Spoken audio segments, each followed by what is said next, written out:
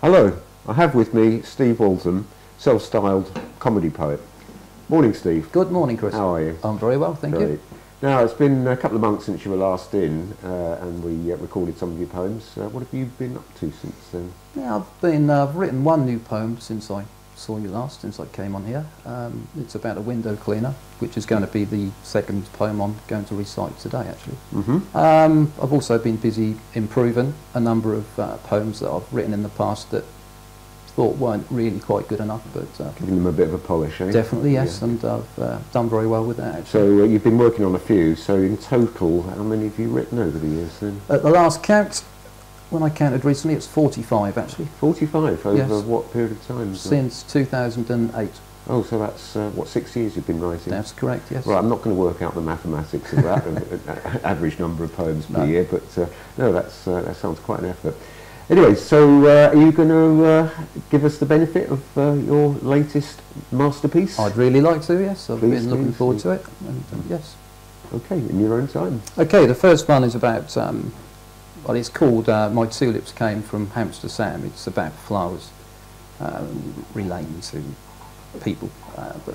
If I begin, you'll see what it's like. Here this evening I preside to talk to you with floral pride.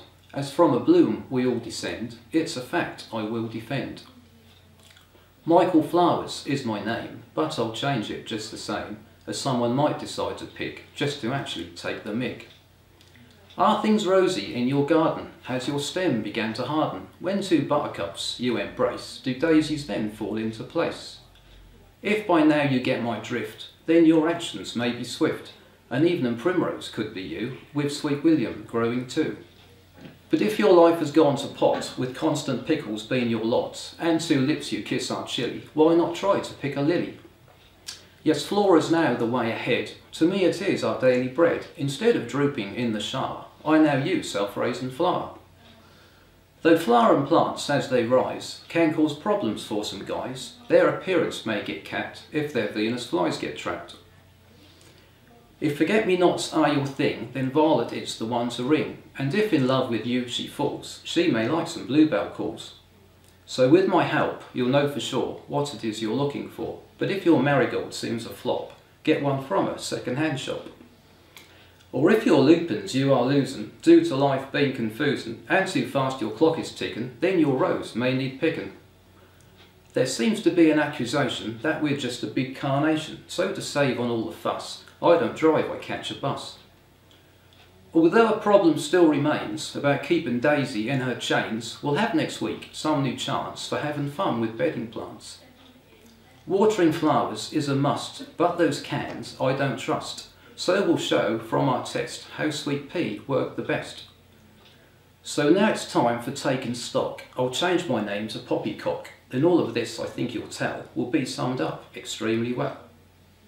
Great, that was great, Steve. Now, the next one I think is about a window cleaner, is that right? Yes, that's right. It's called window cleaning pro.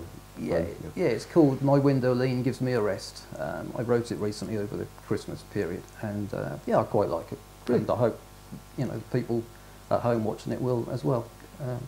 Yeah. Well, let's hear it then. Okay.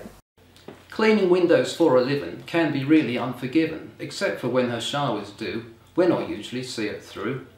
She's sympathetic in the main when I feel some window pain, as I go back on certain nights to climb that ladder in her tights.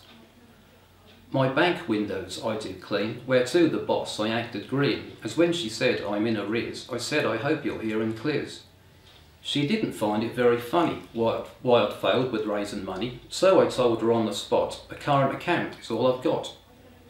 She gave me then a stern look, with the mickey I had took. She was no mouse, but in my mind I did enjoy her bare behind. A butcher's shop a couple runs, where the wife uses puns. She said our bills will soon be low, a medium chicken told me so. My husband runs a book, she said, and though my nose is often red, when the people do not buy, it's because the stakes are high. This one finds my prices steep. She found her budgie going cheap. She sometimes acts a little strange, and now she's going through the change. I've let her off a time or two when fireworks did ensue, and though her coffee has some flaws, he has grounds for divorce. Her sister's figure is quite a sight. Her family runs a bar at night. She keeps abreast of things to do, and her sons are bouncers too. Her husband's more fat than slim. He can't work out where there's a gym. He used to live a life of crime, but lost it in the nick of time. I've done, but she's no cash again, and her budgie sounds in pain. The Coleman's found her coffee dire, but has agreed to stoke her fire. Oh, thanks, Steve. Was that, have I interrupted before the end of the poem? No, that's the end. Well, that was very amusing. I hope our viewers find it amusing as well. Okay, that's good. I'm sure they will. Well, hopefully. Thanks very much. You're very welcome. For coming in. That's Look forward to seeing you again soon. Thanks very much indeed. Thank you. Yeah, cheers. Okay, thank you.